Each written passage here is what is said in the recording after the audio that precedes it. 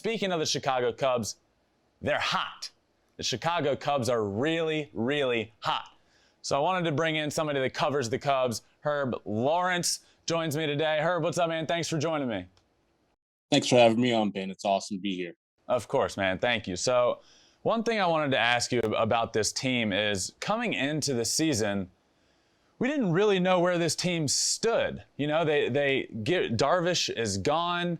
Schwarber is gone. So it was kind of like, is this team going to go for it, or is this team on the edge of falling apart and becoming a totally rebranded team? So from your eyes, did this team think that they were going to, obviously they think they're going to compete, but did they think they were in position coming into this year to win the division and have a team that pushes towards the playoffs?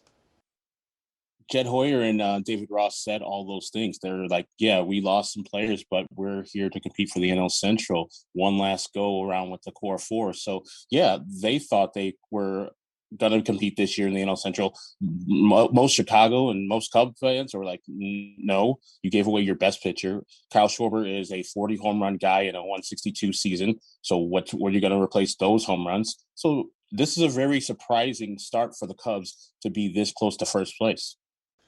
You mentioned the core four and how they said this is kind of the last run with this team. If they continue on this pace, and they're coming off an incredible week, have won 6 of their last 7. They're playing great. Kris Bryant's having an MVP type resurgence type of year. If they continue on this path, what do you do with this core? Like, is it possible to keep them together if they prove this year we can win with this core of guys? I think that is the only reason why, the only thing the Cubs have to do. They have to go with this team going forward, especially the core four, because they're too far gone. They're competing right now in the NL Central, a pretty solid team, and there's not going to be a trade at the deadline. So you're going to have to decide. I don't know if they can get all 4 back, but 3 out of the 4 have to come back, and the main one has to be Kris Bryant, because as you said, he's having an MVP type season. He was your rookie of the year. He was your MVP in his second year, won the World Series. He is the most valuable player in my eyes, probably in the National League, because of his versatility and what he does with the bat too.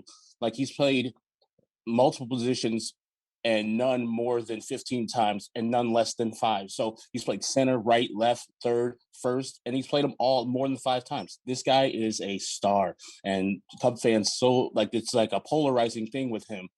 Some of them love him, some of them hate him, and I never understood that. He is a absolute star that needs to be re-signed. I know it's going to be prohibitive to sign him back because he's going to make some good money because he's having a great year, but they have to do it. Yeah, it seems like these guys are putting pressure on the front office. Look, this is what we know we can be. This is the core of your team, the Chicago Cubs, and we're playing great baseball, and we deserve to get paid. And it looks like that's maybe what they're heading towards is, you know, they're having great years. And you look at Javier Báez having a year that we all knew he could have. He's capable of putting up power numbers in bunches. He's capable of being the best defender in baseball, and he's having that sort of year.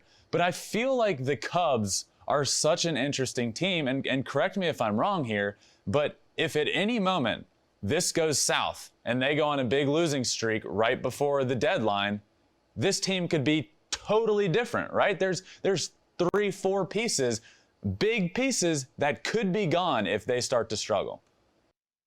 I think if an injury happens, like Kris Bryant goes down or one of the other big-time bats go down, then you can see a struggle for the Cubs. I don't see them with the core four and all the rest of the players like Matt Duffy, Bodie, and the guys playing poorly up until the trade deadline for them to precipitate them being a seller. So, yeah, possibly if one of them or multiple people get hurt, they could change course. But I think since we're at the beginning of June right now, it's going to be really tough for them to fall out, especially, you have that wild card going on right now. The NL Central is not that great. No one's going to run away and hide from you. So I think only in an injury will they be a seller this year. So you think buyers, and are you thinking a pitcher somewhere? Like, just get a pitcher that we can use and let's make a run at this. Yeah, because you've had inconsistent starting pitching. Trevor Williams has been good, and then sometimes he's only pitching 4 innings. You had your ace of the team, Kyle Hendricks, struggled mightily for 3 or 4 starts, and now he looks like he's back to the Kyle Hendricks that everybody loves and knows. So yeah, you need a guy in the starting rotation, maybe not a top of the rotation guy, but a person that you can say, hey, here's 5 innings, here's 3 earned runs, go get him bullpen, because the bullpen, surprisingly to me, has been really solid.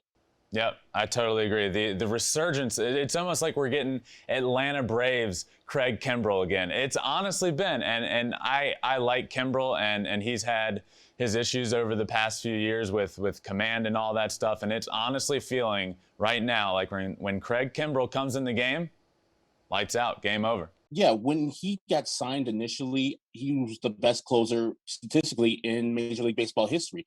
Then when he struggled, I was like, oh my goodness, this is bad. I was reminded of, I think it was Greg Holland, who signed late in the season with St. Louis that year, and it was horrible, abysmal. I think it was 2018. They released him. He went to the Nationals. He was rediscovered. I think that's the same thing that happened with Kimbrel, where he signed late in the season, didn't have a spring training and didn't really perform. And now I think David Ross did a great job of just getting him in the game last year and get him some positive reinforcement. Okay, you got through this inning. Good job. I'm going to take you out before you get in too much trouble.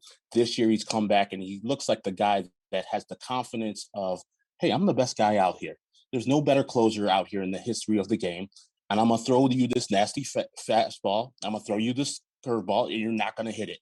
I think confidence in a pitcher is much more valuable than stuff, because if you know and you think that people can't hit you, that goes a long way. And I don't never pitch in the major leagues, but I see all the pitchers who are at the top of their game. They do have premium stuff, and everybody mostly in the major leagues has premium stuff, but it's those guys that have that confidence, that have that knowing vision, like, you're not going to hit me, and if you do, it's going to be right to my fielder. So see yourself onto the bench. Of course. Hey, Herb, thank you so much for joining me, man. I really appreciate it. I'm going to have you back at some point. We'll talk some White Sox. We'll talk Cubs. I don't know, but thank you so much for joining me, man. I really appreciate it. Ben, it's been a pleasure. Thank you, sir. Of course, man. So he said something there that I really think is true. And I've talked about it a lot. Confidence is so big in baseball, and when it comes to hitting and when it comes to pitching. I talk about it a lot.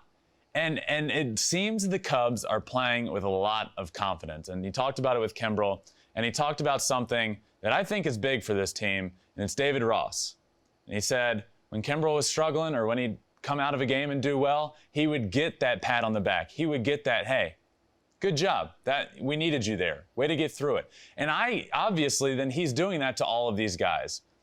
David Ross knows how important it is, how important accountability is, how important confidence is in baseball. And I feel like he's the perfect guy, and he is the reason that a lot of confidence is coming back into these players. And the Cubs, man, they're playing great baseball. Thanks for watching. If you love flipping bats, swinging 3-0, or just talking ball, join us. Call us at 213-537-9339 with your questions. We have a weekly guest, and we have a lot of fun, so hit that subscribe button.